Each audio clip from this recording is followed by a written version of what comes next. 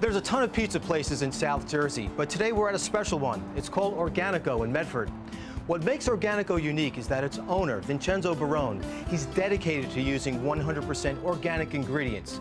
So we'll meet Vincenzo, we'll make some dough, and I get to taste the pie. Today we're making fresh dough for pizza and fresh mozzarella cheese using all organic ingredients. What we have here is our water.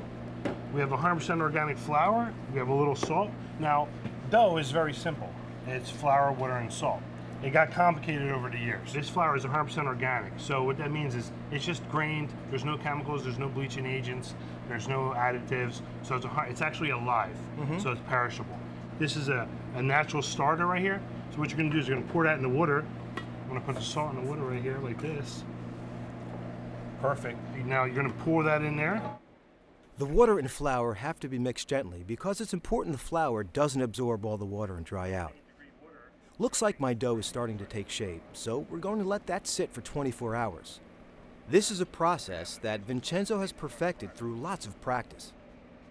Doing all these test trials, I'm eating this pizza now. I'm like, it was good against my diet, but I had to eat pizza every day, doing different hydrations. And what I found out is when I left, after eating these multiple samples of pizza daily, that I felt good. These organic farmers are really taking the initiative to give us a better product.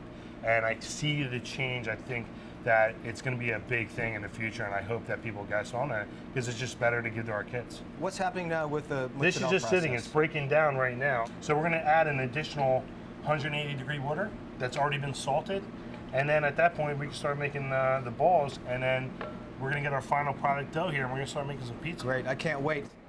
While the mozzarella is still soaking, we have some dough that has already sat for 24 hours, so we can get the pizza started. Vincenzo shows me the right way to spread the dough, gently, with the tips of your fingers. You saw what I did. I didn't do much, right? All I did was blend it in with a little bit. So what I want you to do, I want to give you a little piece, I'm going to give you a little piece right here. All right? And then you grab that piece right there.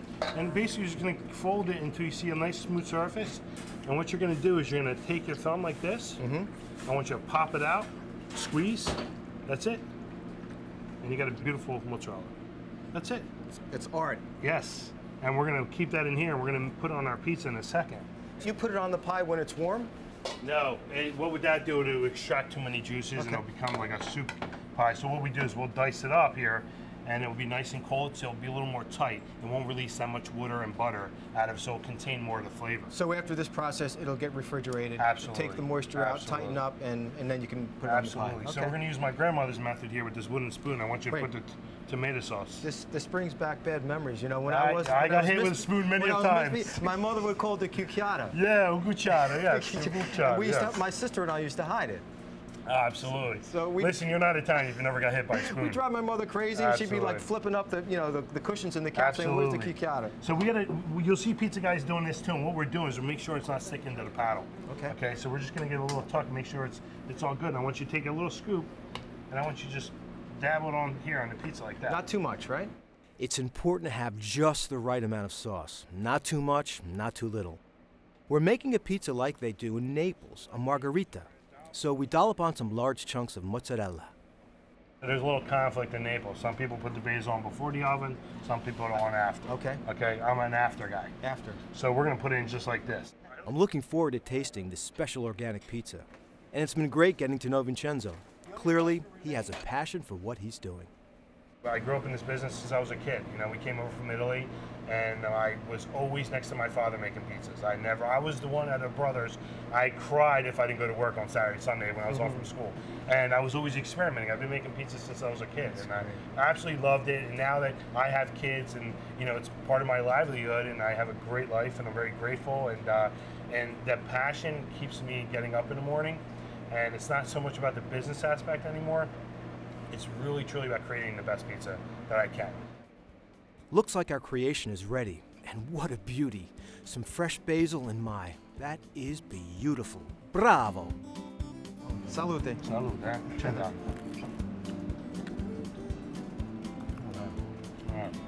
Che bella cosa. Bellissimo. You taste all the flavors. Yeah. The dough, obviously you get hit with the dough. Right. But these air pockets, that's so much flavor. There's a lot of gases in there that has flavor that's been developed over the time that it's been fermenting, and it's very important to have that, you know. A lot of people are impatient, and you know, you really got to let the dough rest. If you're making it at home, I suggest everybody do it the day before. You know, if you have a cool, dry place, just let it sit room temperature. You'll have such a great result. My brother said the funniest thing one time we were eating pizza. He says, you know, I don't trust people who don't eat the crust. Yeah, I don't. Yeah. When I see customers doing the dining room, I yell at them, for sure. What great lessons I have now to take back to my kitchen.